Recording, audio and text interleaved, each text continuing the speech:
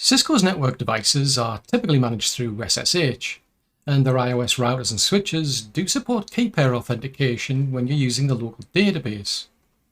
So since key pair authentication is usually preferred over just using a username and a password to log in, how do you actually configure one of these iOS routers or switches to support key pair authentication?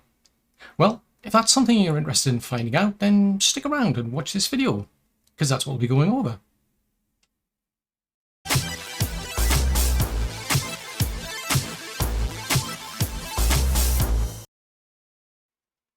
Now this video is more about configuring SSH key pair authentication than SSH itself, in which case I'm going to make an assumption that you've already got SSH configured and enabled on your Cisco device already, or you at least know how to actually configure it.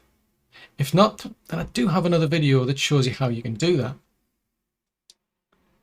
Now the first thing to do is to create a user account that we can use to log in with.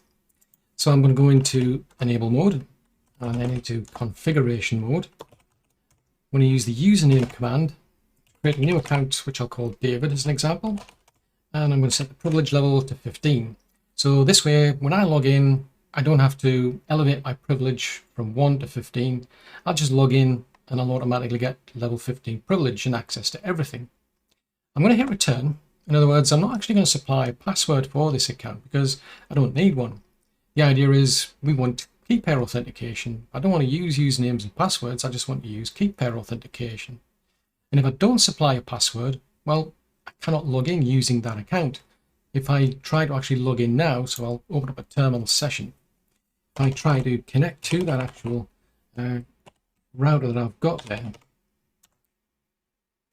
it's going to prompt me for a password, but we didn't create one. If I hit return, it still doesn't let me log in. In other words, there is no password associated with the account, but you have to have a password to actually log in. So we just cannot get access to this router. Even though there's a user account there with no password, we just cannot get in. And that's the way I prefer to set this up. Now we need to be able to store a public key for this user account on our Cisco device. And to do that, we're going to create a public key chain. So I'm in configuration mode, and I'm going to type IP, then SSH.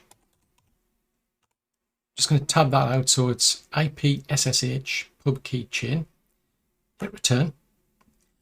I need to tell it the user account that we're going to associate this with. So it's David was the account I created earlier.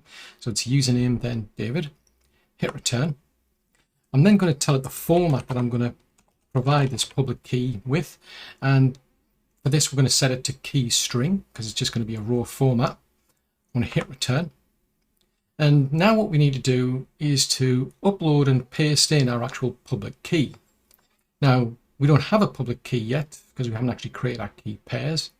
And how you do that really depends on the operating system that you're going to be using to actually log into this actual Cisco device with. Now, if you're using Linux to log into a Cisco device, then we can use OpenSSH to create our key pair. So I've got a terminal session open. I'm going to switch to my SSH folder. It's a hidden folder, hence why I'm preceding this with a dot. Hit return. And just to make my life easy for the video, I'm going to paste in the command. So because this is an SSH session for management purposes, I'm setting the bit size to 4096 bits so that this is a strong key.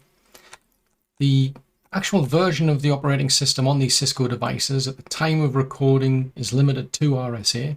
So I may as well be specific here and tell it that we want to use the RSA algorithm.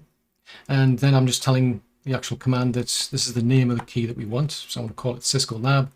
And then I'm telling it to give it a comment as well. So it makes it a bit easier to identify this with. So I'm just going to hit return. And off it goes and starts the actual creation of the public key and private key. But it's asking me for an actual passphrase. So I'm going to put that in. And then repeat that. So we've now got a public key and a private key, and the private key is protected by a passphrase. Now, I appreciate the convenience of not having to put a passphrase in that you get from key pairs, but we want to follow the model of something you have and something you know. We want secure logins.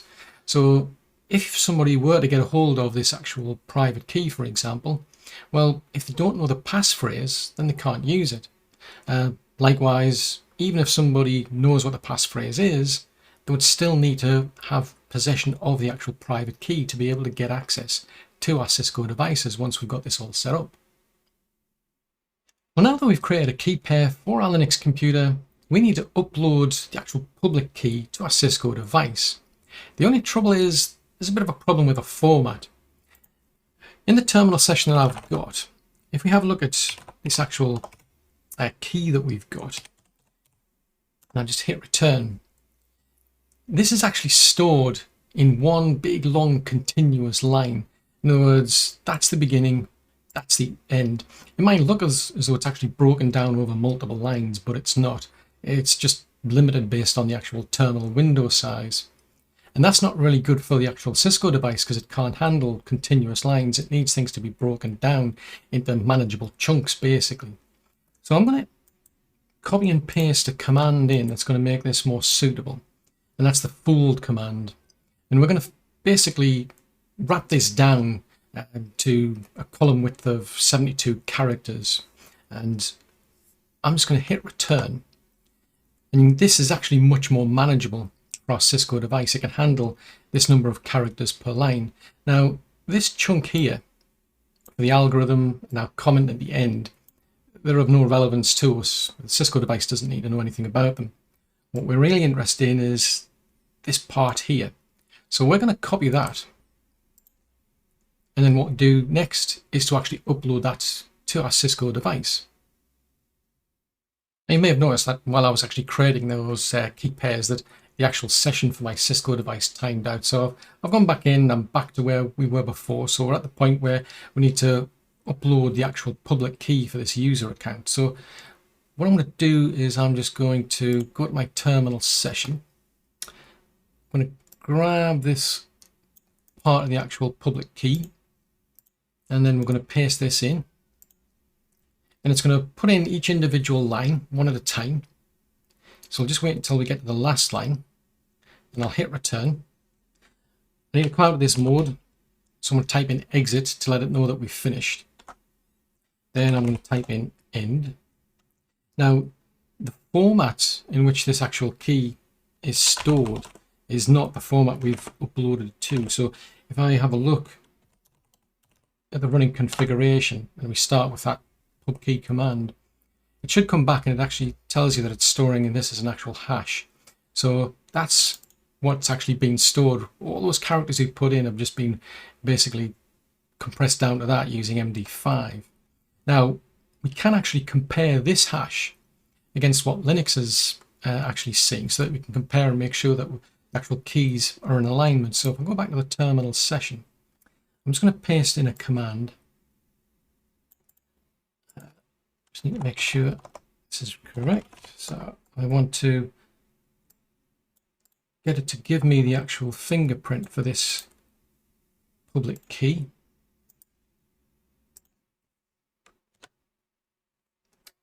So I'll just move the window over to one side. So you can see I've used the OpenSSH command again. What I've done is I've been very specific in terms of the actual algorithm to use, because that's what's going on here.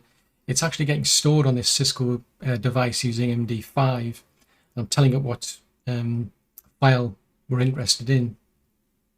So you can see this is the actual MD5 fingerprint of that public key as the Linux computer sees it. And you'll see these are identical. So we know that both devices have got the same public key. I mean, you could actually have uploaded the actual output of this if you want in that specific format. It just means you've got to remove all of the actual colons that are in between them. So there's two different ways you can do this. It just depends on which method's easier for you. Now, at the time of recording, I've got a bit of a conflict between the SSH client on my Linux computer and the operating system on these Cisco devices. And that's because OpenSSH has deprecated SHA1. They'll only support SHA2, but the Cisco devices only work with SHA1. So what I'm going to have to do is to actually downgrade the actual SSH client, although I can do that on a per host basis, just so that I can get remote access to this Cisco device using SSH key pair authentication. So I'm going to edit my configuration file. I'm just going to uncomment some lines that I've already got here. So what I've done there is just to make the actual authentication process that bit quicker. Although you'd only really notice it if you've got a lot of key pairs, because normally what would happen is it would go through every key pair that you've got, testing authentication, and then if it doesn't work, it'll time out. Although there is an actual limit as to how many it'll try. But by doing this, you're being very specific in terms of which key pair to actually use, and I'm telling it only bother with that key pair, don't bother trying the rest. If this doesn't work, then quite frankly nothing will. What's really important though is this line here. I'm going to uncomment this line because this actually allows the use of that SHA1 algorithm, SSH-RSA. And if you look at the configuration of our Cisco device, you can see it referenced there as well. So I'm going to save that configuration. Then we're going to try and connect into the actual router that I've got there. Now, I'm actually logged in as David on this Linux computer, so I don't really need to specify that name, but I might have different accounts for different devices that I log into. I could store them in the config file, but I prefer to keep that sort of information out just as an extra security measure. But in this case, I'm just going to specify what the name is along with the actual device. That's the actual name that we've got referenced within the config file, so it knows exactly what details it needs for that specific host. I'm going to hit return, and because it's the first time we've connected, it wants to know, do you accept the fingerprint? Well, I'm just going to say yes. Now, what we've got here is a system dialog box. We're not getting prompted by that Cisco device for a password for the user account.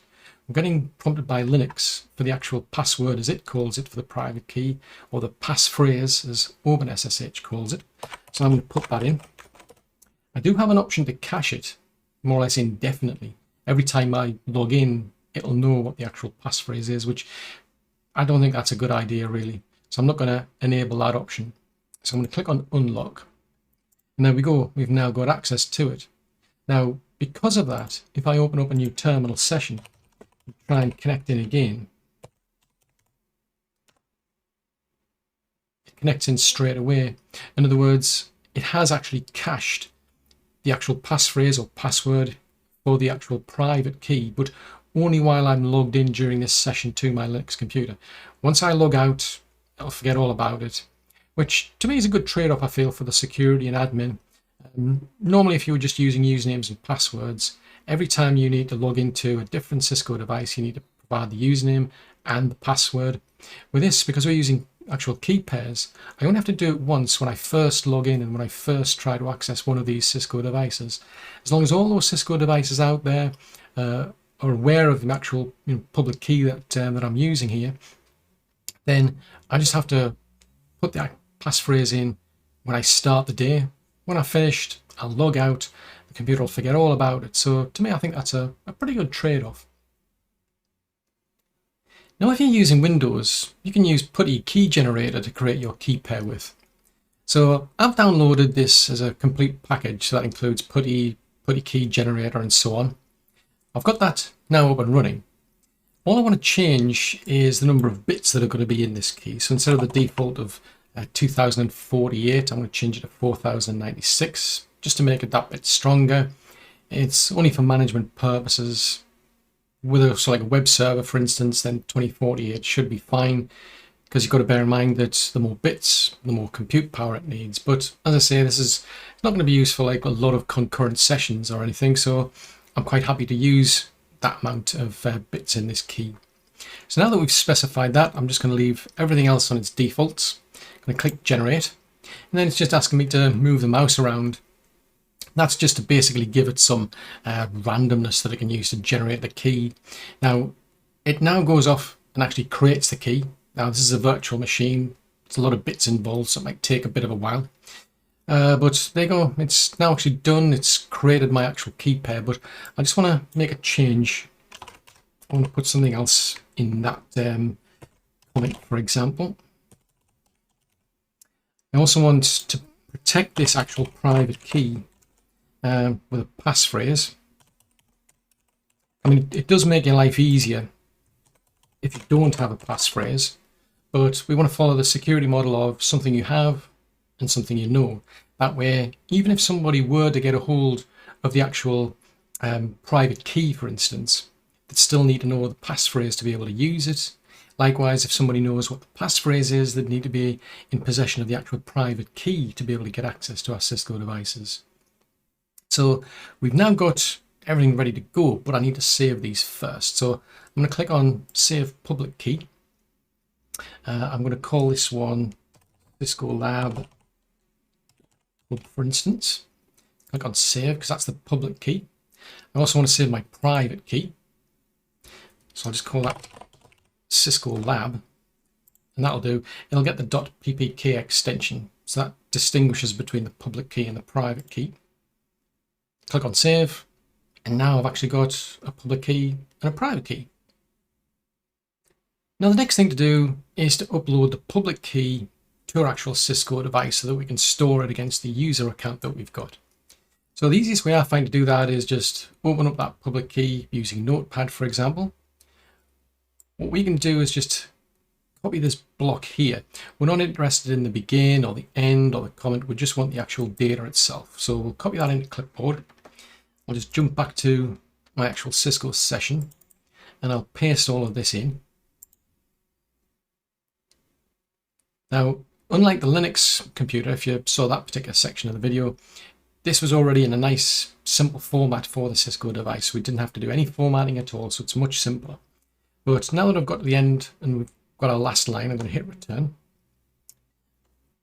I need to tell it that we're finished, so I'll type in exit and hit return. And I'll just put in end. I mean, I could have done a Control Z as an alternative. But what I'm then going to do is I want to compare what the actual Cisco device sees versus what the actual Windows computer sees. So we're actually going to have a look at the configuration. I'm going to ask it to show me the configuration beginning with where it's got the word pub key, which goes against that pubkey-chain there. And you can see that all we pasted all of these characters in, it's actually stored the actual key as an actual key hash. And it's done that using MD5. So that's much easier for the configuration to store. If we go back to our Windows computer, just minimize that. Here in Putty Key Generator, we've got our fingerprint here, and it's showing it in SHA-256. If I click on Key and then select Show the Fingerprint as MD5, you can see it's showing 0F2A, and then it ends as A1. So that's 0F2A and it ends A1. So that's a way that you can actually compare the two systems just to make sure that they're in sync with the correct public key and you haven't made a copying and pasting mistake. Now there are a lot of different SSH clients that are out there for Windows that you could use, but for the sake of this video, I'm going to keep things simple and just use Putty. So I need to tell it of the actual device itself, so I'm going to give it its IP address. By default, it's going to be using SSH, but I need to tell this about the actual private key. Now, there are a lot of different ways to do that within Putty. I'm not going to go into that because the video is more about setting up public keys and private keys specifically for getting authentication to Cisco devices. But what I'll be doing here is to go to the SSH section here, go to auth, and then I'm just going to point this to my actual private key. I'll scroll back up, click on session, and then I'll click on open. And I now need to tell it who I'm going to log in as. Now, notice it's actually asking about the actual passphrase for the key. It's not asking for a password for the user account. It's actually interested in the actual public key in this particular case as it's referencing it, but it's actually a passphrase applied to the private key, to be fair. So I'll provide that, hit return, and there you go.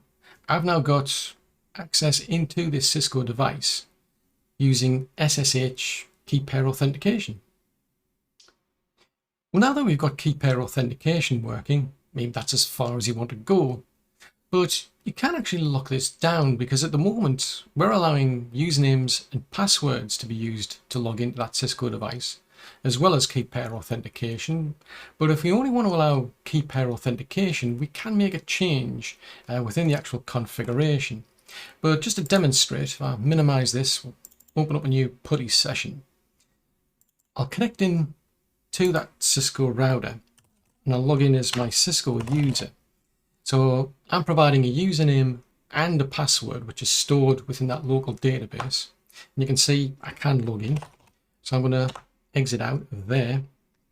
So what we're going to do is change the configuration so that we're only going to accept actual key pairs going forward. So I'll go into configuration mode and I'll paste in this line here. So it's IP SSH server algorithm authentication public key. Now there are other parameters that go with this command, but by being specific and only referencing the public key here, it means that's the only authentication method that's available. So I'm going to hit return, and that's actually changed the configuration, or at least the running configuration to be specific. But if I minimize that, I'll start up another session. I'll try and log in as my Cisco user again, and it's coming up and saying that there's no authentication method available, because basically the Cisco device is saying, well, you need a public key. This user doesn't have a public key, so they can't log in. So we'll close that, try that again. I'll load that session back up, but I'll point this to my private key. And this time we'll log in as David. And I'll give it the passphrase for my private key. Hit return, and there you go. So the actual key pair authentication is still working, but other methods are now blocked. Well, thanks for making it to the end of this video. I really do hope you found it useful. If so, then do click the like button and share, as that'll help get the video out to more people who might find it useful as well. If you've got any comments or suggestions, please post those in the comments section below. And if you're new to the channel and you'd like to see more content like this, then yes, do subscribe. Just remember to set the bell icon to actually send you notifications when new content gets released. Although I also post to Twitter as well as Facebook. If you'd like to help the channel and support it, you can actually make contributions through PayPal and Buy Me a Coffee. I've also got links to Patreon, and there's also the join membership option for YouTube itself. Patreon and YouTube members do have the option to actually benefit from early access as well. But above all, many thanks for watching this video.